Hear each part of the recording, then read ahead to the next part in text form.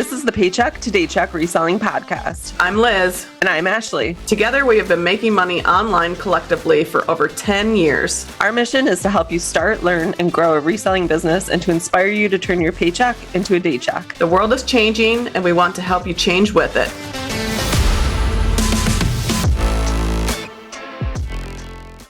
Welcome back to another episode of the Paycheck to Daycheck Reselling Podcast. This should hopefully be my last solo episode before Liz comes back from doing some traveling. Her and Casey are heading back right now from Iowa.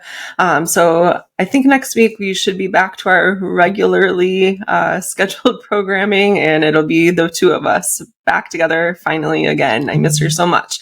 I did want to mention really quick before we get into today's episode. I mentioned it in the last episode. You'll probably only have a couple hours left by the time you hear this to apply for this grant. It's the eBay Up and Running grant.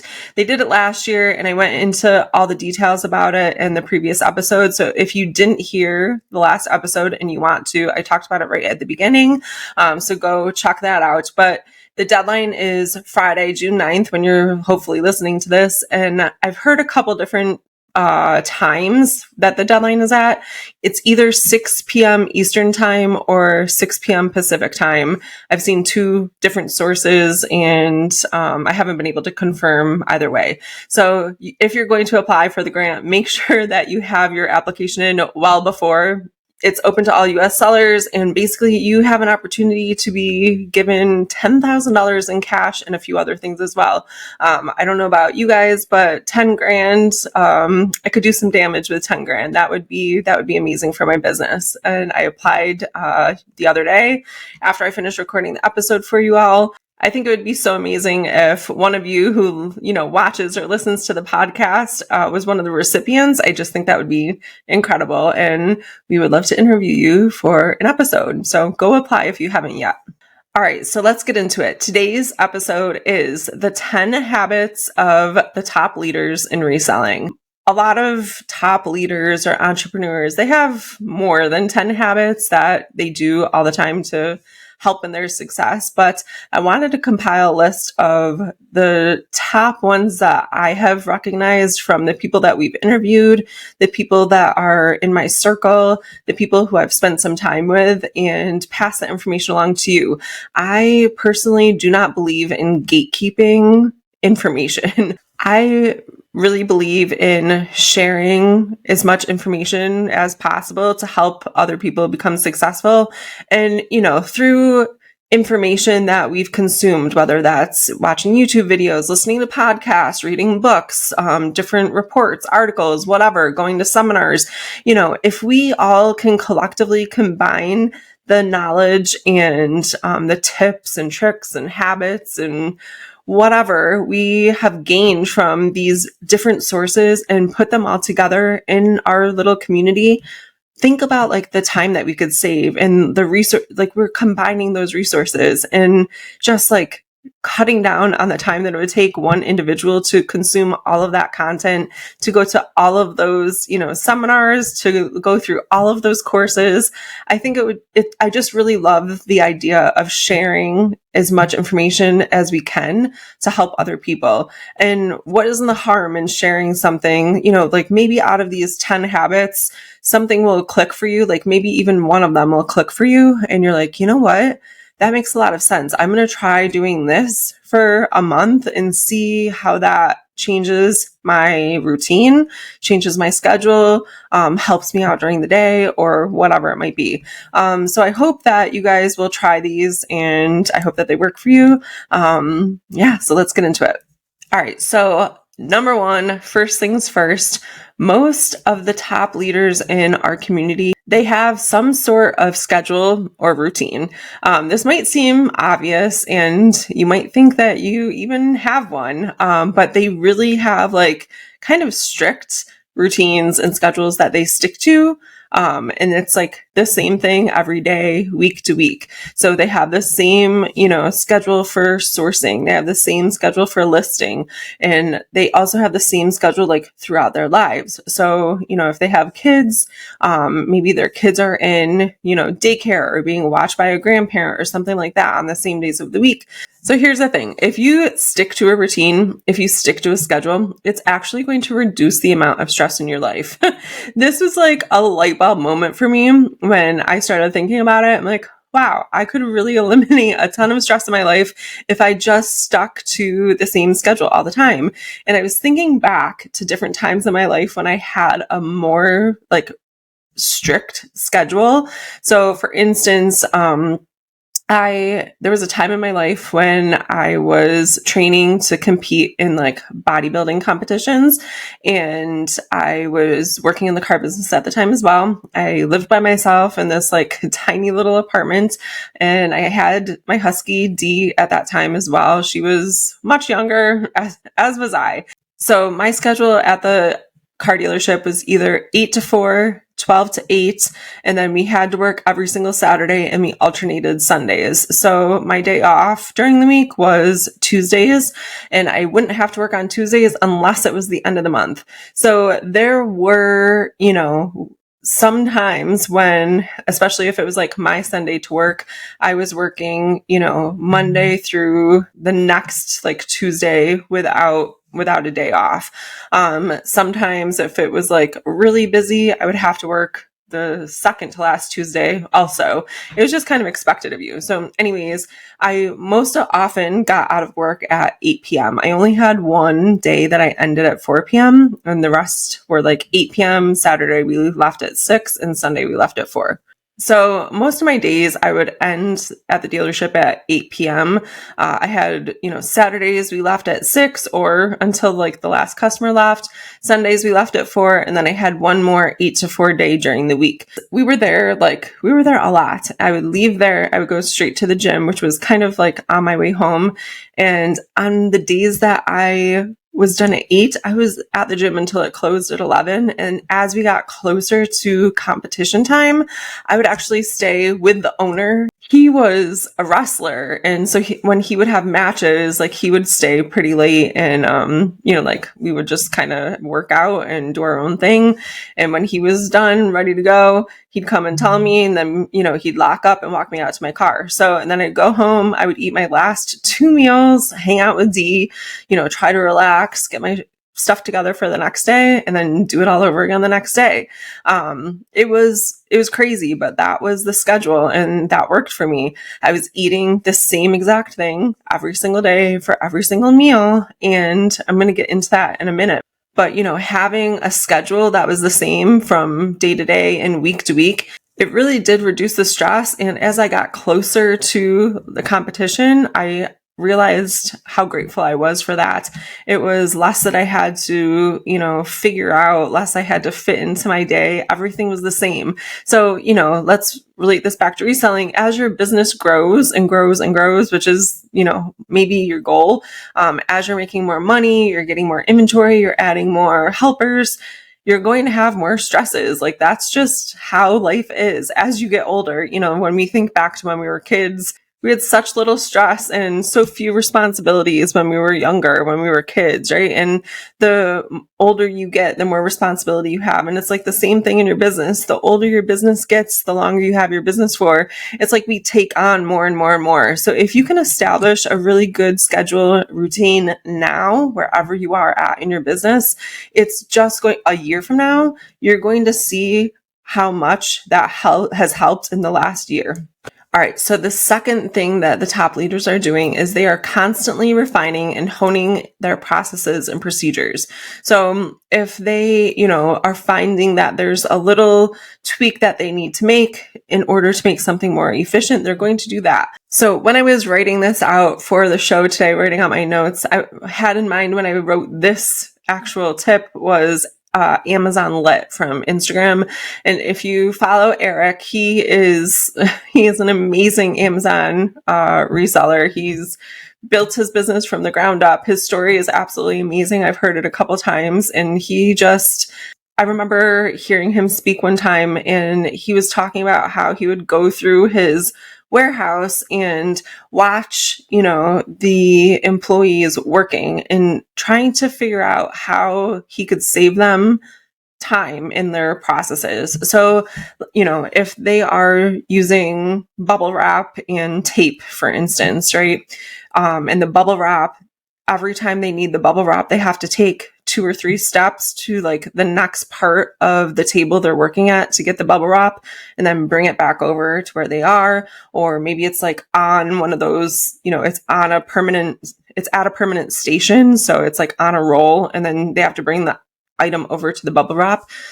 Every time they're taking those 2 or 3 steps to go to that next position, it's like wasted time. So he was looking at ways that he could reduce that wasted time within his warehouse. And I forget what it was. This was a couple years when I heard him speaking about this, but they ended up saving so much time with each individual employee.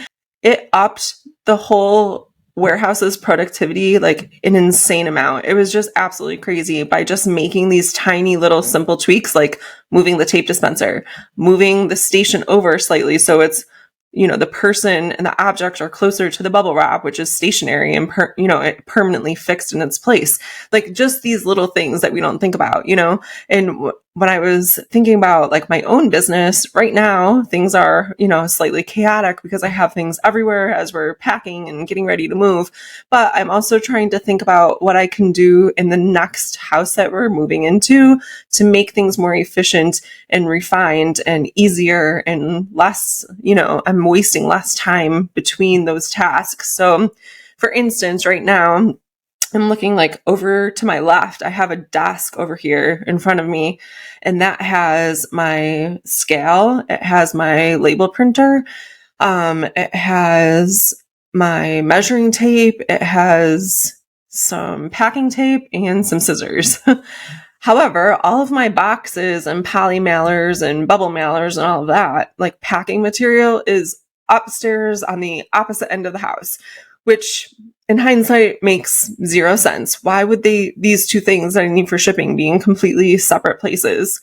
So knowing what I know now and thinking back to what Eric was saying when I listened to him speak, like I should have made this change before. I need to make sure that all of my shipping stuff is in like the same place. So I don't need to like go upstairs, get my poly mailer, come back downstairs, weigh it, measure it, print the label, and then like walk out to the kitchen and put it on the bench so I don't forget it when I walk out the door. So that's just like one example of something that I'm going to do to help, refine some of the processes in my business. And I'll ultimately have a better setup in the next house.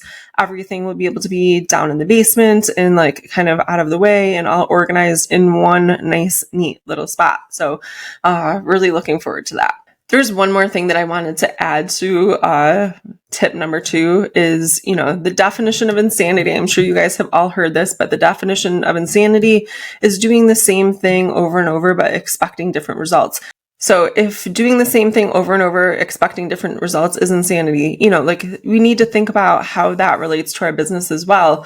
If I'm, let's go back to me and like the shipping stuff, I'm always like running upstairs with whatever I'm shipping to make sure that I have a box that it fits in, or a bubble mailer, whatever I'm using for packing materials that day. And then I'm running back downstairs, and it just like, that's just crazy. I could save myself so much time. So knowing that, like, why do I keep doing the same thing over and over when I know I'm smarter than that. I know that I could save a lot of time by just making sure that all of my shipping stuff is in the same spot.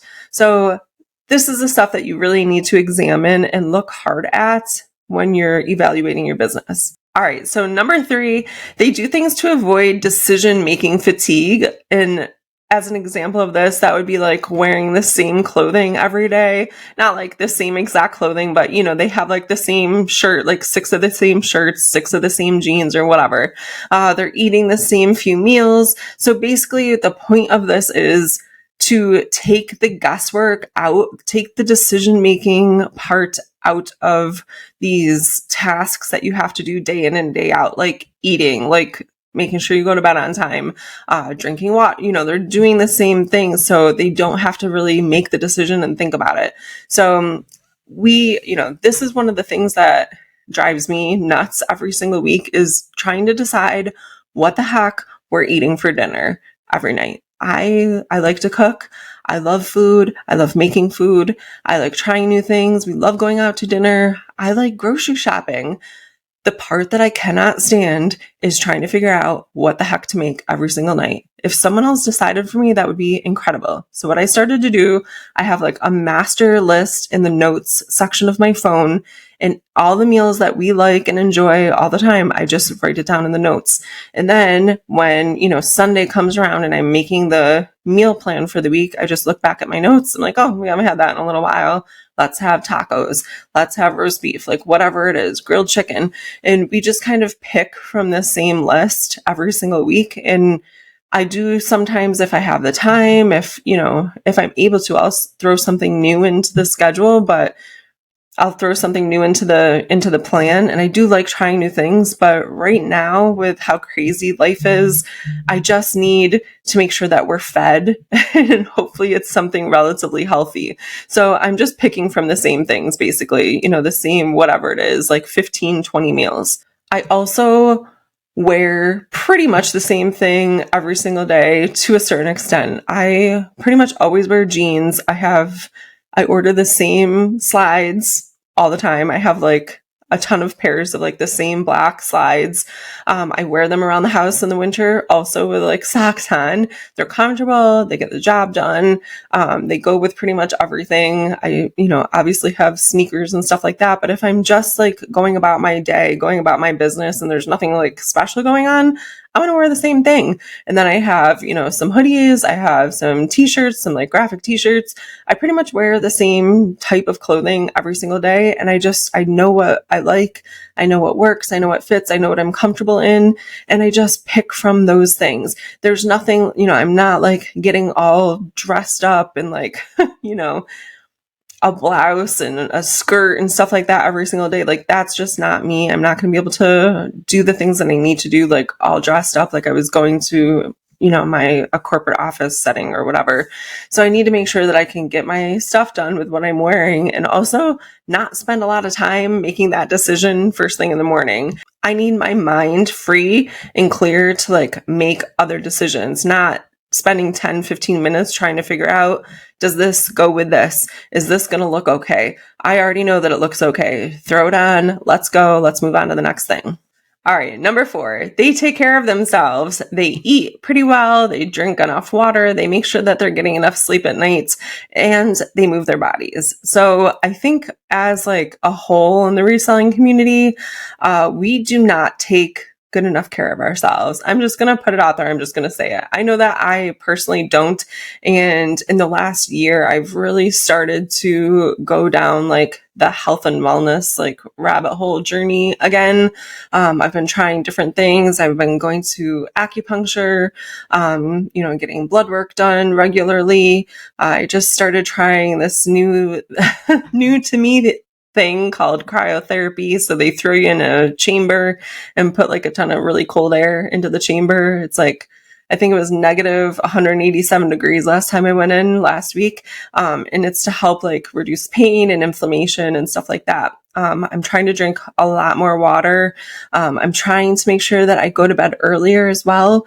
If you've listened to other episodes or have heard me on my Instagram stories, you've probably heard me talk about my cat, Birdie, who for some unknown reason truly believes in her heart and soul that it's her duty, really. It's her job. It's the one job she was put on this earth for, to wake me up every day at 4:30 in the morning. And she does it without fail. Sometimes she's even early. Sometimes it's like 4 or 3:30. And the problem is that we can't just shut the door, because she'll sit out there and just scream at the door. And then she'll wake up everyone. So she comes in the room, she meows, she'll like sit like right in my face and like breathe in my face.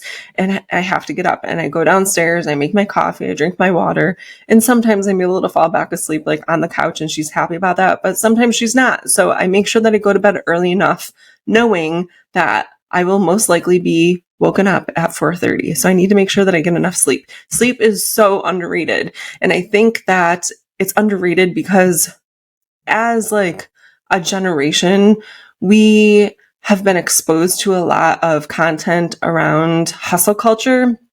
And some of that content is actually pretty like toxic and unhealthy, to be honest with you. So, waking up at 4:30 when you went to bed at, midnight or 1 o'clock because you were up so late working, that's just not healthy, and you're not going to function very well. We need sleep so we can show up better, we can be better people, and we can make better decisions. The people around us, the people in our lives are counting on us to be the best versions of ourselves, and sleep is a huge part of that. So make sure you guys are getting enough sleep. All right, so number 5 is that they are always looking to better themselves. They're always seeking new information and trying something new. A long time ago, I think I talked about this in like the last mindset episode that I did, but a long time ago, I started in on like learning more about myself, learning more about like mindset, learning how I can just basically better myself as a human being. I wanted to be the best version of myself that I could be. And I didn't like some of the things that I was doing, some of the thoughts that I was having, and I wanted to change that. And it really came down to changing the way that I was thinking, the thought, and purposefully thinking different thoughts. If I thought something that I didn't like or that was making me feel a certain way, I would literally stop myself in my tracks and purposefully think a different thought. Like, no, we are not thinking this way. We are thinking this way instead. And I would repeat it in my head a couple times. And before you know it, like I was like rewiring my neural pathways and stuff into like thinking more positively and having a better outlook on things. And I wasn't thinking so negatively anymore. And it took a long time and it took a lot of work and intention, but it can be done. And that was, one of the things that I was personally focused on. I also like listening to audiobooks while I'm working, while I'm sourcing, while I'm out running around, grocery shopping or whatever. I like kind of like killing 2 birds with 1 stone, if that makes sense. If I'm doing something that doesn't need my full attention, like driving from the house to the grocery store, obviously I'm paying attention while I'm driving, guys, but you know what I mean? Like I can multitask. I can do 2 things at once. I can drive and listen to an audiobook. And I mentioned it before, but right now I'm listening to The Alter Ego Effect, which is absolutely fascinating to me. You guys should definitely take a look and see if you can download that or get a hard copy for yourselves to read. So anyways, the point is that they're not just satisfied and happy with the information that they already know. They're always looking to learn new things, even about, new brands, new trends. They're looking on TikTok, exploring the different trends that are out there right now. They're not just happy with the information that they already know. They're always looking to consume more. Number 6, if something isn't working or if there's a problem in their business or even in their lives, they do not let their emotions get the best of them. They're going to look at the problem from an analytical perspective, and then they're going to try new strategies or problem-solving skills until they get their desired results.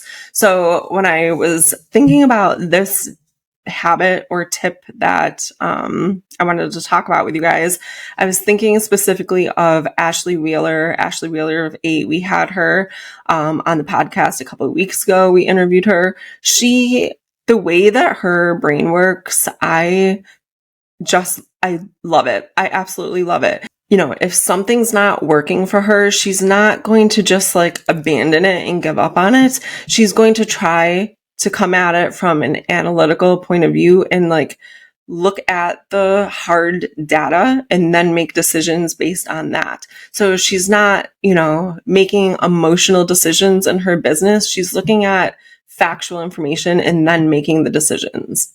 Number 7 is that they're going to use the tools that they're given on each platform. They find ways to make these platforms work for them.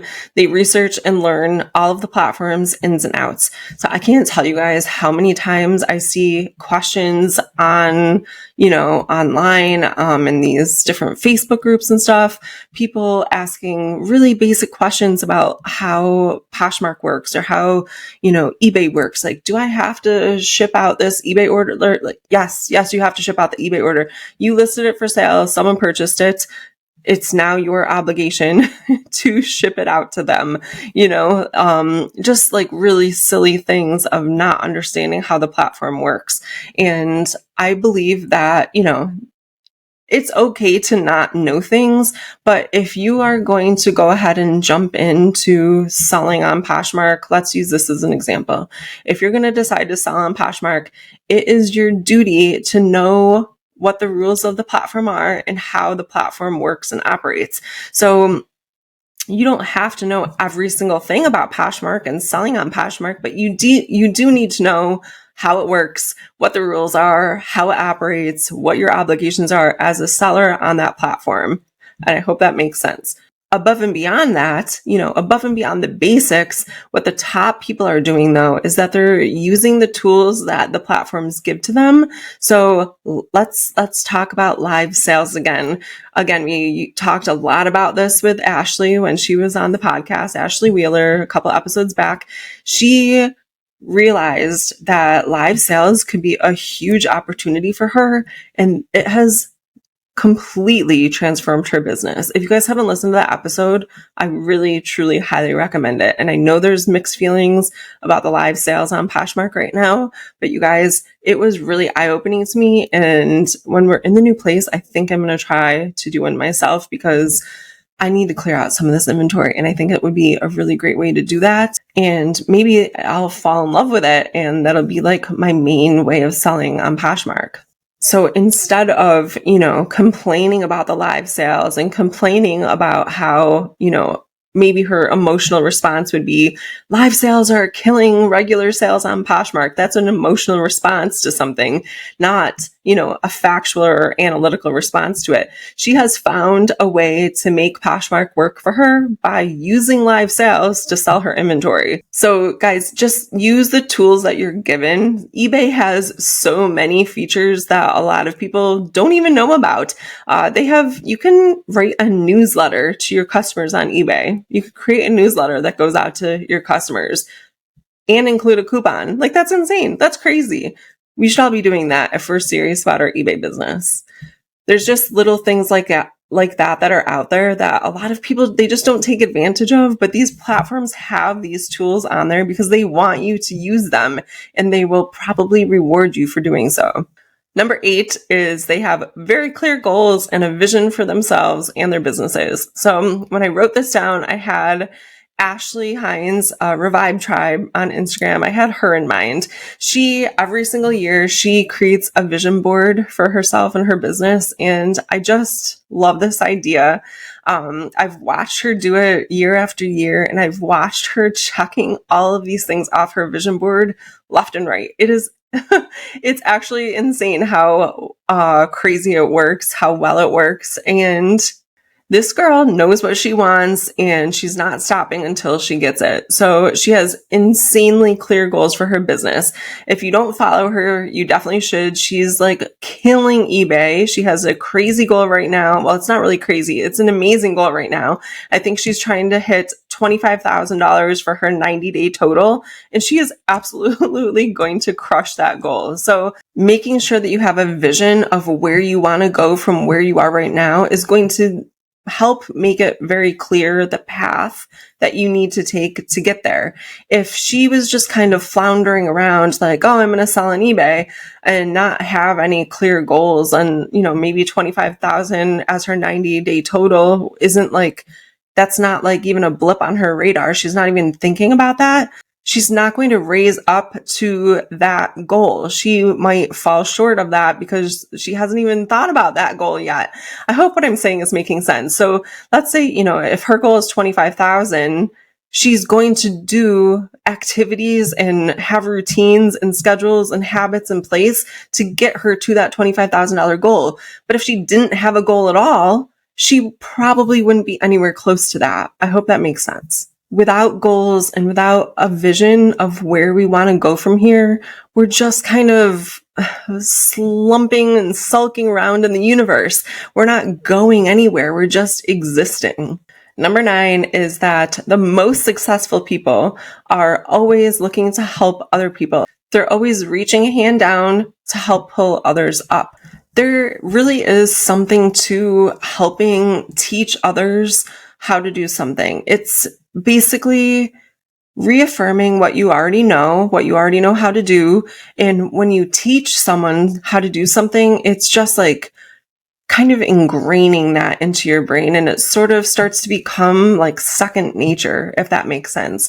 So I remember when I was working in this door-to-door company, I've talked about this a couple times, we had this pitch that we would use depending on,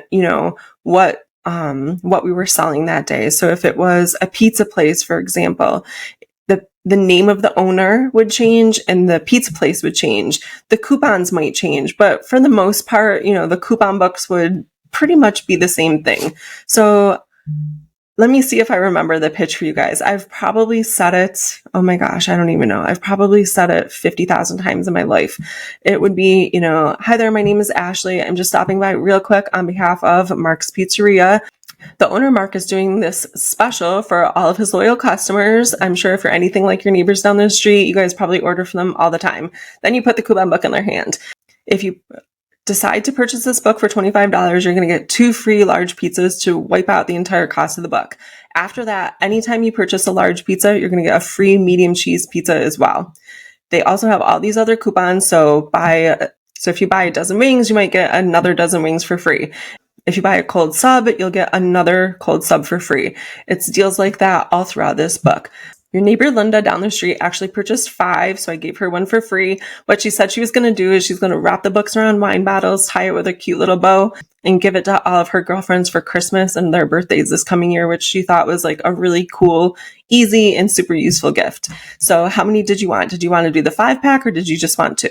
And more often than not, people would get the 5 and then I would give them one for free because one wasn't an option that they heard. Because I said that pitch thousands and thousands of times, I got to the point where I had done so well within the company and I was selling so much. I was building a team underneath me of other people and I was teaching them that pitch. And if they were new, it was my goal to have them have that pitch memorized for whatever location we were working on that day. I wanted to have them have that pitch memorized by the end of the day so they could recite it back to me with their eyes closed, like they weren't cheating, they weren't looking at their notes, nothing. They could say it as fluently as I could. In teaching this pitch to other people, I was able to kind of see the nuances in the pitch and like where people were breaking down. I was kind of also able to work on like the tiny little details in my pitch, like body language, voice inflection, when I made eye contact with them, when I decided to point, at what point I decided to take the coupon book away from them or give it to them and put it in their hands. I could work on all of those tiny little details because when I was teaching someone else, it sort of gave me a clearer vision of what was going on inside of that pitch, if that makes sense. So when you're helping other people in reselling and you're teaching them, about item specifics, let's say on eBay and why they're so important and what this means and what that means and how to create the perfect title for, SEO optimized listings, that is reaffirming the knowledge that you already have, and it's just going to kind of become second nature, which, there's definitely a value to that. So then you're never like second guessing yourself either. On top of that, helping other people is just like a good thing to do in general. You know what I mean? Like, why wouldn't we want to help other people? I think this comes from, the people who tend to gatekeep, the people who tend to not want to share information or not want to help others. I think they're coming from a place of scarcity, and thinking that there's not enough to go around. It's the reselling, community is oversaturated. There's too many resellers out there. I'm losing money because there's more and more resellers every single year. And that's just not true. That's another emotional response to something else that's going on with them. The people that I have seen in this community that have helped other people over and over and over again, they are the most successful ones in the reselling community. And there's just no doubt about that. All right, number 10, last but definitely not least, they do not consume a lot of content at all, and they almost always consume zero negative content. So these people are staying completely away from drama and gossip and negativity. They most definitely don't get sucked into, sitting and watching hours and hours of the news. They're not looking for negativity either. They also, there's positive content out there as well, but they're probably not consuming a ton of that. They might be listening to, their favorite podcast once a day. They're definitely not spending hours and hours though, like doom scrolling, watching other resellers. They might have a couple of favorites that they check in with, people in the community that, maybe they're accountability partners with, something like that, but they're definitely not just like consuming content for the sake of consuming content. They're, they have a stricter schedule than that. They're on to like other bigger and better things. They know that the scroll is addicting, and it's way too easy to get sucked in. So they just don't do it. So what I've started doing, I have a timer on my Instagram app. I have like 1 hour a day, like that's it. And once my time is up for the day, that's it. I'm obviously like I can get back into the app if I really needed to, if I like needed to finish a message or something. But I try, once the time is up, I try not to get back into Instagram. That's where I found I've spent the majority of my time, like wasting time. So I really needed to put a stop to that. So the timer does help. Sometimes there are days when I'm creating content, like posting reels or stories or something like that, and I need a little bit more than an hour, but I really try to plan ahead and not take more than an hour on Instagram every single day. All right. So I hope that you guys liked this episode. If there is a great example of a top leader in the reselling community that you follow or look up to, and they have a habit that you think should be added to this list, definitely let us know what it is. If you have someone that you look up to in the reselling community, if they are a top leader among us, definitely know if they have any habits that you think should be added to this list. And we will see you guys in the next episode. All right, guys, that's a wrap on today's episode. Thank you so much for listening to the Paycheck to Daycheck Reselling Podcast. Anything we mentioned in this episode will be linked down below in the show notes or description down below. Be sure to share this episode with anyone you think it will help and follow us on social media at P2D Podcast. Thanks again for listening. Keep working towards that Daycheck.